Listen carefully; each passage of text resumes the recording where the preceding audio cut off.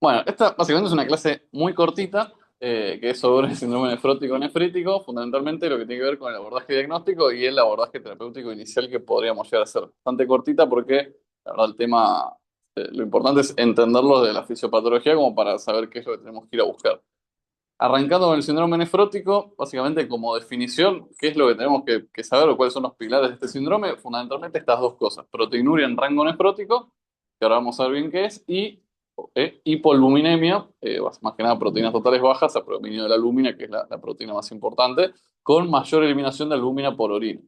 Asociado a esto pueden o no aparecer estas cosas, las cuales el edema es lo más común que podemos llegar a encontrar clínicamente, o incluso el único hallazgo físico que podríamos llegar a encontrar, asociado o no a falla renal aguda, que acá no lo puse, pero bueno, puede estar presente, y asociado o no a hiperlipidemia con dislipiduria.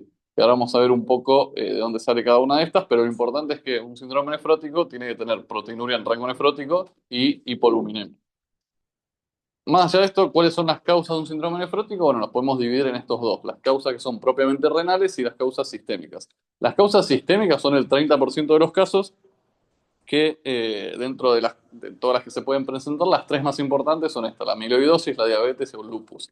Dentro de las más comunes, que son las renales propiamente en adultos la más común de todas es la nefropatía membranosa, que básicamente lo que se termina generando es un engrosamiento de la membrana basal sin infiltración celular que altera el filtrado del glomérulo. Ahora vemos un poco más eso. Y como otras causas, una que capaz van a ver muy frecuentemente en niños es la enfermedad por cambios mínimos, que esta es avasallante la cantidad de frecuencia que tienen niños en comparación con el adulto, que es prácticamente el principal diagnóstico a pensar en pediátricos.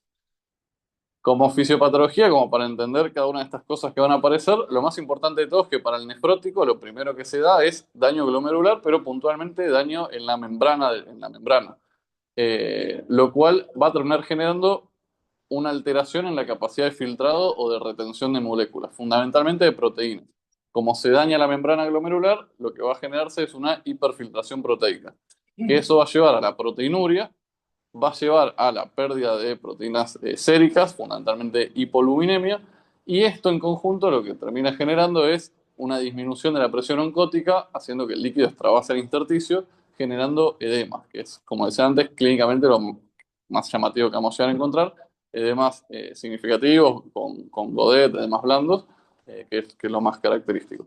Aparte de esto, como decía antes, puede haber lesión renal aguda, y lo otro importante, la dislipemia que se puede presentar. Esto fundamentalmente se da porque como empezamos a perder proteínas, parte de la respuesta del organismo es empezar a sintetizar proteínas como respuesta adaptativa, por así decirlo. Y lo primero que sintetiza son lipoproteínas, por eso puede haber una alteración del perfil lipídico. Y al mismo tiempo, esas proteínas también se van a eliminar, por eso va a haber dislipiduria. Como complicación del todo el síndrome nefrótico, se pueden presentar fundamentalmente estas tres cosas. Las más importantes son estas dos. Por un lado, los pacientes van a tener un estado protrombótico. Esto fundamentalmente por tres cosas. Primero que va a haber cierto éxtasis sanguíneo por toda la pérdida del volumen intravascular. Aparte, se van a perder un montón de proteínas, entre las cuales se pierde la antitrombina 3. Y por otra parte, por toda la síntesis de proteínas hepáticas, también se van a empezar a sintetizar proteínas procoagulantes. Entonces el paciente va a tener un estado procoagulante. Después, lo otro importante también es esto, un estado de hipovolemia efectiva, porque en definitiva estamos perdiendo todo el líquido del intravascular que extravasa el intersticio. Esto a su vez puede generar o exacerbar la falla renal si es que no tenía. Y la otra complicación que puede llegar a haber son infecciones, lo mismo, por pérdida de anticuerpos, fundamentalmente hay mayor incidencia de infecciones bacterianas. Pero bueno, en definitiva, este es el mecanismo del nefrótico y un poco lo que nosotros deberíamos ir encontrando. Como parte del diagnóstico, lo más importante es esto, como le decía antes, encontrar la proteinuria en rango nefrótico, que se define con esto, con proteínas totales en el día en orina mayor de 3,5 gramos día. Capaz es difícil a veces tener o no una muestra de orina en 24 horas, por eso hay otras cosas que podemos ir a buscar una muestra única, como por ejemplo la relación albúmina-creatinina, que esto acá hay que tener en cuenta una cosa, que esto se hace en una muestra única de orina, lo cual el valor de creatinina basal del paciente, ya sea por la contextura física o por si tenía o no falla renal previa, va a hacer que este valor se modifique y que esto pierda valor predictivo como para el diagnóstico de un nefrótico o como para que sea totalmente representativo de que estemos buscando esto. Pero ahí no es alguna invalida, es proteinuria, es el REP de desaparece. Está bien, sí, sí. De esto la relación tiene que ser mayor de 4,9 y ahí sería representativo de que en 24 horas tenga más de 3,5. Después, por otra parte, un poco como les decía antes, las principales causas son renales propiamente, por eso lo que habría que ir a buscar son causas de autoinmunidad, dentro de las cuales la más común en el adulto, que era la neuropatía membranosa. Este anticuerpo va a estar presente en la mayoría de los casos, que es el anticuerpo antirreceptor de fosfolipasa 2. Por eso hay bibliografía que propone que si tiene este anticuerpo presente, uno incluso podría llegar a obviar la biopsia renal. Pero bueno, en definitiva, quizás no tengamos el resultado tan rápido, pero bueno, sigue siendo la causa más frecuente en adultos. Y por otra parte, el pilar diagnóstico va a ser siempre la biopsia renal. Acá puse esto de prueba empírica con corticoides porque en algunos lugares pueden llegar a leer que se podría hacer tratamiento empírico con inmunosupresores, fundamentalmente corticoides, y en función de eso evaluar la respuesta. Esto está más demostrado en niños porque la principal causa, que es la enfermedad por cambios mínimos, es lo más prevalente, entonces uno podría suponerlo de entrada, tratarlo y evitar la biopsia. En adultos, como el porcentaje de causas de las renales es un poco más difuso, eh, proponen directamente hacer la biopsia renal como principal estudio diagnóstico. Acá un poco agregué complicaciones, son un poco comunes, pero para tenerlas en cuenta, puede haber sangrado claramente, puede generarse hematomas perirrenales, y lo importante es la hematuria, que en las primeras 24 o 48 horas post biopsia podrían llegar a tener hematuria macroscópica, pero bueno, como una complicación común y no grave. Pero bueno, importante esto, la biopsia renal siempre en cualquier paciente con síndrome nefrótico habría que pensarlo. Después, como tratamiento, en definitiva, siempre hay que ir a tratar la causa de base, eso es lo más importante. Después, como medidas que podemos dar de soporte inicial, lo más importante son estas. Primero, medidas para reducción de la proteinuria. Lo que está demostrado que tienen beneficio es iniciar IECA o ARA2, y en la guía CADIO del 2024, el año pasado, proponen esto, los inhibidores de la SGLT2, las glifosinas, como tratamiento en pacientes que tengan enfermedad renal crónica y aparte de eso, hiperalbuminuria. O sea, si tienen hiperalbuminuria, falla renal crónica y tienen un nefrótico, es indicación de iniciar glifosinas porque tienen un efecto renoprotector similar al del IECA o ARA2. O sea, se puede iniciar en conjunto. Después, por otro lado, medidas antiedema, lo más importante de todo, disminución de la ingesta de sodio. Y por otra parte, los diuréticos, que capaz uno es lo que primero piensa para tratamiento del edema. Hay que tener cuidado acá por dos cosas. Primero, por lo que le decía antes de que vos tenés una hipovolemia efectiva, entonces corres riesgo de desprecargar aún más al paciente. Y por otro lado, estos pacientes tienen hipoalbuminemia, entonces la función de los diuréticos de Lassa que requieren albúmina para transportarse se va a ver disminuida, entonces puede tener un menor efecto de acción. Después, para la hiperlipidemia, se puede o no iniciar estatinas, no hay nada muy claro demostrado, o sea, en ningún lado ponen que es un beneficio muy claro, pero bueno, se podría iniciar estatinas. Y lo importante, todos los pacientes con síndrome nefrótico debería iniciarse tromboprofilaxis, de no ser que no exista ninguna contraindicación, porque tienen un 14% más de riesgo agregado al de la población general de presentar trombosis, tanto venosas como arteriales. Acá un poco habla de esto, pero bueno, cualquier paciente con síndrome nefrótico habría que ponerle mínimo tromboprofilaxis.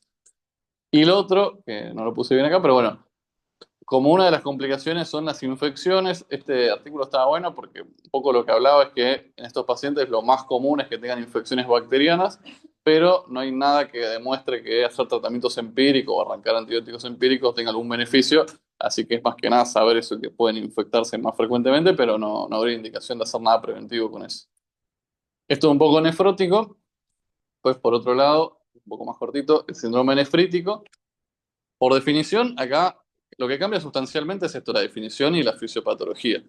Por definición es esto, una lesión inflamatoria de todo el glomérulo, no solo de la membrana basal del glomérulo, lo cual va a terminar generando, como pilar de este síndrome, esto, hematuria, proteinuria y lesión renal aguda, que fundamentalmente lo que más nos va a molestar, lo que más tenemos que ir a buscar es estos estados de hipervolemia, que va a generar edemas, más o menos hipertensión.